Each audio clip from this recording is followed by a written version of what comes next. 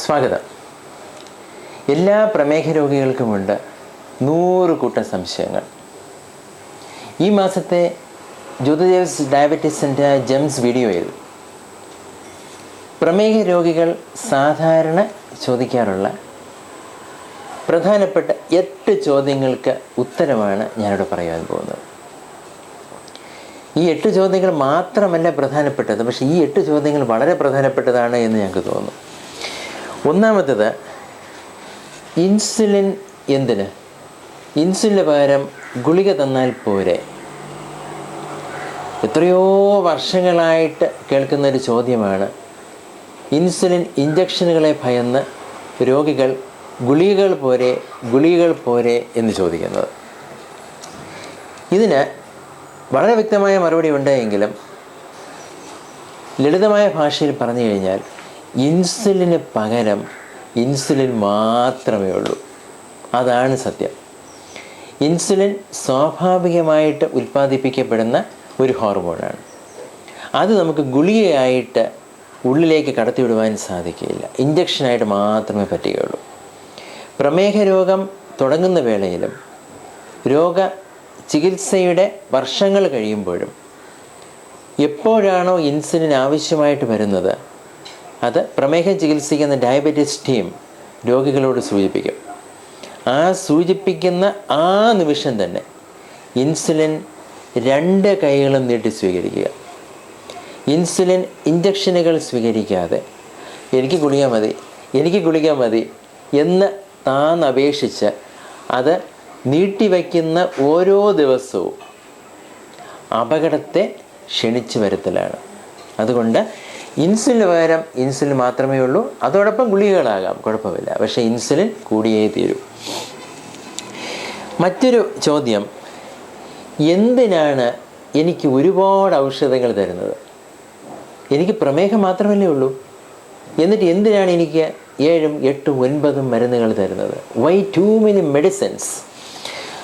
സ്വാഭാവികമായിട്ടും ആർക്കും തോന്നാവുന്നൊരു സംശയമാണ്. തീർച്ചയായിട്ടും ചോദിക്കുക തന്നെ വേണം. മറുപടി ഇത്രയേ ഉള്ളൂ. പ്രമേഹം അതിസങ്കീർണമായ ഒരു അസുഖമാണ്. വെറും രക്തത്തിലെ പഞ്ചസാര ഉയരുന്ന ഒരു രോഗമല്ല.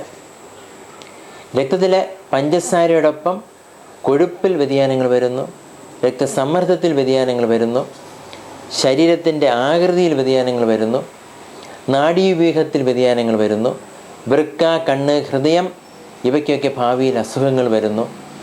ഇവയെല്ലാം പരിഹരിക്കുന്നതിനും പ്രതിരോധിക്കുന്നതിനും ഒരുപക്ഷെ ചികിത്സിക്കേണ്ടി വരികയാണെങ്കിൽ അതിനും ധാരാളം ഔഷധങ്ങൾ ഒരുമിച്ച് വേണ്ടി വരും. പ്രബലനായ ഒരു ശത്രുവിനെതിരെ യുദ്ധം ചെയ്യുമ്പോൾ ഒറ്റയ്ക്കെങ്ങനെ? കൂട്ടായല്ലേ വേണ്ടത്? അടുത്ത ചോദ്യം, ഗ്ലൂക്കോമീറ്റർ തെറ്റാണ്. ഇതിന് മറുപടി പറഞ്ഞ് മടുത്തു. ഒരിക്കൽ ജെംസ് വീഡിയോയിലും ഞങ്ങൾ ഇത് മാത്രമായി ഒരു എപ്പിസോഡ് അവതരിപ്പിക്കുകയുണ്ടായി. ഗ്ലൂക്കോമീറ്റർ തെറ്റാണ്, അതുകൊണ്ട് ലാബിൽ പോയാണ് പരിശോധിക്കുന്നത്. പ്രിയപ്പെട്ട സുഹൃത്തുക്കൾ, ഒന്ന് മനസ്സിലാക്കുക, ഈ ഉപകരണങ്ങൾ 1960കളിലാണ് കണ്ടുപിടിച്ചത്.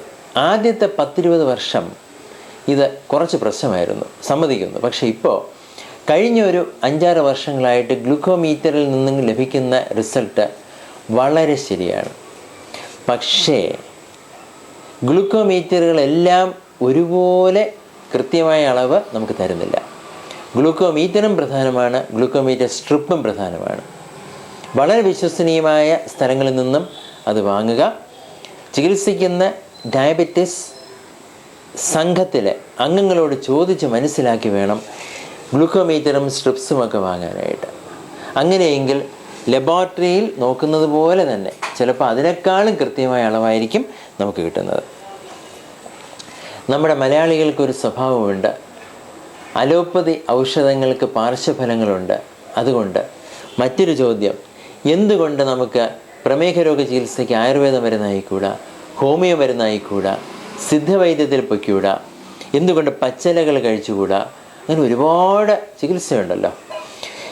ഇതിന് കൃത്യമായ ഒരു മറുപടി ഒരുപക്ഷെ ഞങ്ങൾക്ക് പരസ്യമായിട്ട് പറയുവാൻ താല്പര്യമില്ല. എങ്കിലും നമുക്ക് ഒന്ന് രണ്ട് യാഥാർത്ഥ്യങ്ങൾ സമ്മതിക്കാതിരിക്കുവാൻ വഴിയില്ല. എത്രയോ വർഷങ്ങളായിട്ടുള്ളതാണ് ആയുർവേദ ഔഷധങ്ങൾ. അങ്ങനെ ഒരുപാട് ആയുർവേദ ഔഷധങ്ങളുടെ ഗുണമെല്ലാം മനസ്സിലാക്കിയ ശേഷം തന്നെയാണ് അതിൽ നിന്നുമൊക്കെ പല പല രൂപാന്തരങ്ങൾ പ്രാപിച്ച പുതിയ ഔഷധങ്ങൾ മോഡേൺ മെഡിസിനും ഉപയോഗിച്ച് വരുന്നത്. 5000 വർഷങ്ങൾക്ക് മുമ്പ് പ്രസിദ്ധീകരിച്ചതാണ് പ്രമേഹത്തെക്കുറിച്ചുള്ള വിശദാംശങ്ങൾ. ശുശ്രുതൻ എഴുതിയിട്ടുണ്ട്, വിശദീകരിച്ചിട്ടുണ്ട് പ്രമേഹത്തെക്കുറിച്ച്.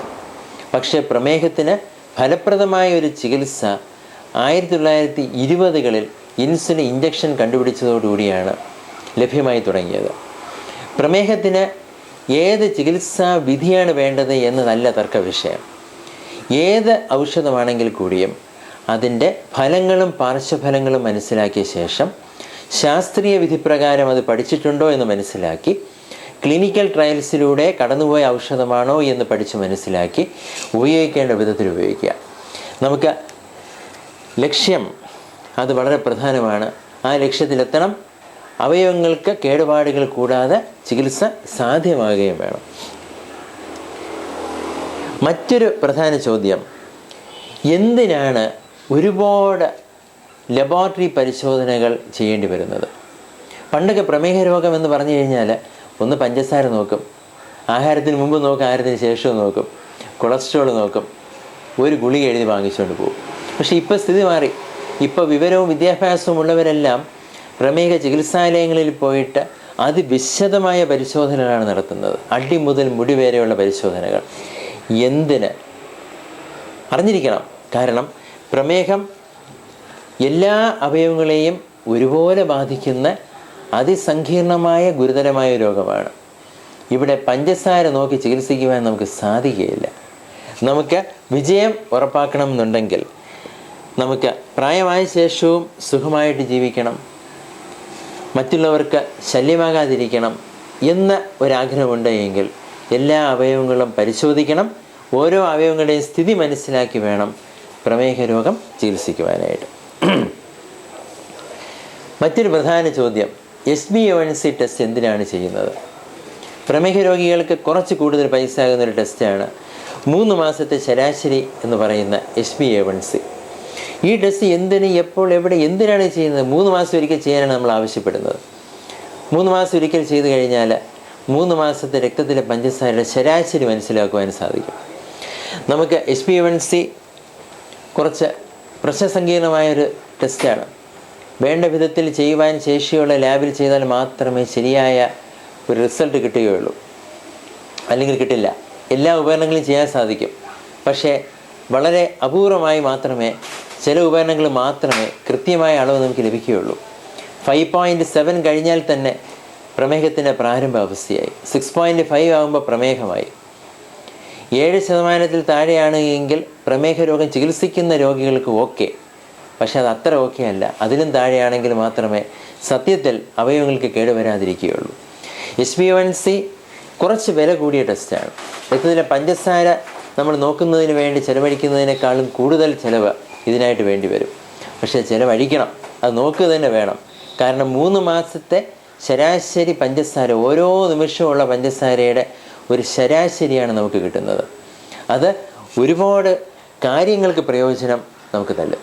ഏത് മരുന്ന് വേണം, ഏതുതരം മരുന്നുകൾ മാറ്റണം, എങ്ങനെയാണ് വ്യായാമം ചെയ്യേണ്ടത്, വ്യായാമം ഇത്ര മതിയോ, അങ്ങനെ ജീവിതചര്യയിൽ വരുത്തി തീർക്കേണ്ട വ്യതിയാനങ്ങളെക്കുറിച്ചും സൂക്ഷ്മമായ ഒരു തിരിച്ചറിവാണ് HbA1cയിലൂടെ നമുക്ക് ലഭിക്കുന്നത്. ഇനി മറ്റൊന്ന്, വളരെ സങ്കടത്തോടുകൂടി പല രോഗികളും പുതുതായിട്ട് വരുമ്പോൾ പറയും, ഡോക്ടറെ ഞാൻ ആദ്യമായിട്ട് കാണാൻ വരികയാണ്, പക്ഷേ ഞാൻ നല്ല രോഗിയായിരുന്നു ഡോക്ടറെ. ഞാൻ ഈ കണ്ട വർഷങ്ങളെല്ലാം എല്ലാ മരുന്നുകളും കഴിച്ചുകൊണ്ടിരിക്കുകയായിരുന്നു. എല്ലാവരും പറഞ്ഞതുപോലെ തന്നെ ഞാൻ എല്ലാ കാര്യങ്ങളും ചെയ്യുമായിരുന്നു, വ്യായാമം ചെയ്യുമായിരുന്നു, ഇഞ്ചക്ഷൻസ് എടുക്കുമായിരുന്നു, ഗുളികകൾ കഴിക്കുമായിരുന്നു. എന്നിട്ടും എനിക്ക് വൃക്കയിൽ അസുഖം വന്നു, എൻ്റെ കാഴ്ച നഷ്ടപ്പെട്ടു തുടങ്ങി, എനിക്ക് ഹൃദയാഘാതം വന്ന് അതിൻ്റെ ചികിത്സ കഴിഞ്ഞു. അപ്പോൾ ഏതൊരു പ്രമേഹ രോഗിക്കും സംഭവിക്കാവുന്ന, ഏതൊരു പ്രമേഹ രോഗിക്കും ദുഃഖം വരാവുന്ന ഒരു ഘട്ടമാണിത്. ഇത് അപൂർവമല്ല, വളരെ സാധാരണയാണ് മലയാളികൾക്കിടയിൽ. എന്തുകൊണ്ടെന്നല്ലേ, പ്രമേഹം ഞാൻ പറഞ്ഞു, ആവർത്തിക്കുന്നു, സങ്കീർണമായ ഒരു രോഗമാണ്. അതുകൊണ്ടാണല്ലോ നമുക്ക് ഇങ്ങനെയൊക്കെയുള്ള പരിപാടികൾ ആവശ്യമായിട്ട് വരുന്നത്. മരുന്നുകൾ കഴിച്ചതുകൊണ്ടോ ഇഞ്ചക്ഷൻസ് എടുത്തതുകൊണ്ടോ ഒന്നും തന്നെ പ്രമേഹം ചികിത്സിച്ച് ഭേദമാക്കുവാനോ നിയന്ത്രണ വിധേയമാക്കുവാനോ എപ്പോഴും സാധിക്കാറില്ല. അതിന് രോഗി ഡയബറ്റിസ് ടി അംഗങ്ങളുമായിട്ട് നിരന്തരം സമ്പർക്കം പുലർത്തുകയും ചികിത്സ തുടർന്നുകൊണ്ടിരിക്കുകയും വേണം. മരുന്നുകളിൽ വ്യതിയാനം വരുത്തണം. ഒരേ മരുന്ന് തന്നെ കഴിച്ചുകൊണ്ടിരുന്നത് കൊണ്ട് യാതൊരു പ്രയോജനവുമില്ല. ഒരേ ഡോസ് തന്നെ എടുത്തതുകൊണ്ട് യാതൊരു പ്രയോജനവുമില്ല. രക്തസമ്മർദ്ദം ചികിത്സിക്കുന്നത് പോലെയോ കൊളസ്ട്രോൾ ചികിത്സിക്കുന്ന പോലെയുമല്ല. ഒരുപക്ഷെ 2-3 ദിവസത്തിലൊരിക്കൽ നമുക്ക് ചികിത്സയിൽ മാറ്റങ്ങൾ വരുത്തി തീർക്കേണ്ടതായിട്ട് വരും. ഞങ്ങളുടെ ജ്യോതിഷ് ഡയബറ്റീസ് ആൻഡ് റിസർച്ച് സെൻ്ററിൽ നിന്നുമുള്ള ടെലിമെഡിസിൻ്റെ ഗവേഷണ ഫലങ്ങൾ ഞങ്ങൾ പലയിടങ്ങളിൽ ലോകത്തുള്ള പല ഭാഗങ്ങളിൽ അവതരിപ്പിച്ചിട്ടുണ്ട്. ഒരുപാട് അന്തർദേശീയ പ്രസിദ്ധീകരണങ്ങളിൽ ഞങ്ങളത് വളരെ വിശദമായിട്ട് തന്നെ പ്രസിദ്ധീകരിച്ചിട്ടുണ്ട്. ഇതിൽ നിന്നെല്ലാം പഠിച്ച പാഠം, ടെലിമെഡിസിൻ ചികിത്സയിൽ ഒരുപാട് സൗകര്യങ്ങൾ ഒരുക്കി തരുന്നു. ചികിത്സ സങ്കീർണമായ പ്രമേഹ രോഗികൾക്ക് ചിലവ് കുറഞ്ഞ വിധത്തിൽ ഭാവിയിൽ ചികിത്സാ ചിലവ് കുറയ്ക്കുവാനും അവയവങ്ങൾക്ക് സംരക്ഷണം നൽകുവാനും സാധിക്കുന്നു. അതുകൊണ്ട് മരുന്നുകൾ കഴിച്ചതുകൊണ്ട് അസുഖം വരില്ല, അവയവങ്ങൾക്ക് കേടുവരില്ല എന്നൊരു ധാരണ വേണ്ട. നമുക്ക് കൃത്യമായൊരു മോണിറ്ററിങ് ആവശ്യമായിട്ടുള്ള രോഗമാണ് പ്രമേഹം. എല്ലാ ദിവസവും രാവിലെ പുതിയൊരു വാർത്ത ന്യൂസ് പേപ്പറിൽ വായിക്കുന്ന പോലെയാണ് പ്രമേഹ രോഗിയുടെ ഓരോ ദിവസവും. അവിടെ ചികിത്സയും ഒരുപക്ഷെ മാറ്റിക്കൊണ്ടിരിക്കേണ്ടതായിട്ട് വരും. അല്ലാതെ 3 മാസത്തിലൊരിക്കലോ 1 മാസത്തിലൊരിക്കലോ അല്ല. മറ്റൊരു ചോദ്യം, ഇത് തൽക്കാലം ഇവിടെ നിർത്തുന്നതിന് വേണ്ടി 8 ചോദ്യങ്ങൾ മാത്രമാണ് ഈ ലക്കത്തിൽ നമ്മൾ ചർച്ച ചെയ്യുന്നത്. ഫാസ്റ്റിംഗ് കൂടുതലാകാം.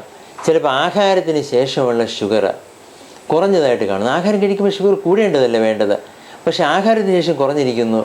രാവിലെ ഉറക്കെഴുന്നേൽക്കുമ്പോൾ കൂടിയിരിക്കുന്നു. ഒരുപാട് രോഗികൾക്കുള്ള ഒരു പരാതിയാണ്, പരിഭവമാണ്, സംശയമാണ്. ചികിത്സയിലുള്ള പിഴവാണോ അതോ എൻ്റെ ഭക്ഷണ രീതിയിലുള്ള തെറ്റുകളാണോ? ഇതൊന്നുമല്ല കാര്യം. ചില പ്രമേഹ രോഗികൾക്ക് ഫാസ്റ്റിംഗ് സമയത്ത് ഷുഗർ കൂടുതലായിരിക്കും. അത് കരളിൽ നിന്ന് ഉൽപ്പാദിപ്പിക്കുന്ന പഞ്ചസാര കൂടുതലാകുന്നത് കൊണ്ടാകാം, അതായത് ഹെപ്പാറ്റിക് ഗ്ലൂക്കോസ് ഔട്ട്പുട്ട് കൊണ്ടാകാം ഈ ഷുഗർ കൂടുന്നത്. ഔഷധം കഴിക്കുന്നത് കൊണ്ട് ആഹാരം കഴിച്ച ശേഷം ചിലപ്പോൾ ഷുഗർ കുറവുമായിരിക്കും, കൂടുന്നതിന് വരെ കുറവായിരിക്കും. അപ്പോൾ ഇവിടെ നമുക്ക് ആഹാരത്തിന് ശേഷം തീരെ കുറയുകയാണെങ്കിൽ ഇത് കൂട്ടുകയും വേണം, ആഹാരത്തിന് മുമ്പുള്ള ഷുഗർ കുറയ്ക്കുകയും വേണം. എല്ലാത്തിനും മാർഗങ്ങളുണ്ട്. നിരന്തരമായ മോണിറ്ററിംഗ് ആണ് നമുക്ക് ആവശ്യം. നിരന്തരമായ പ്രമേഹ ചികിത്സകരുമായിട്ടുള്ള സമ്പർക്കമാണ് നമുക്ക് ആവശ്യം. പ്രമേഹം ചികിത്സിക്കുവാൻ ബുദ്ധിമുട്ടായിരിക്കാം, പക്ഷെ ചികിത്സയ്ക്ക് കൃത്യമായ സ്ഥലങ്ങളിലാണ് ചെന്ന് പറ്റുന്നതെങ്കിൽ രോഗികൾ രക്ഷപ്പെടും. അല്ലെങ്കിൽ നമുക്ക് വിപത്തുകൾ സംഭവിച്ചുകൊണ്ടിരിക്കും. അങ്ങനെ സംഭവിക്കാതിരിക്കുവാൻ ഒരൊറ്റ മാർഗമേ ഉള്ളൂ, വിദ്യാഭ്യാസം.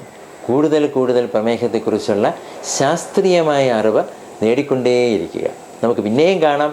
അടുത്ത മാസം ഇനിയും കാണുന്നത് വരെ തിരുവനന്തപുരത്ത് സ്ഥിതി ചെയ്യുന്ന Jyothish diabetes and research team അംഗങ്ങളിൽ നിന്നും നന്ദി, നമസ്കാരം.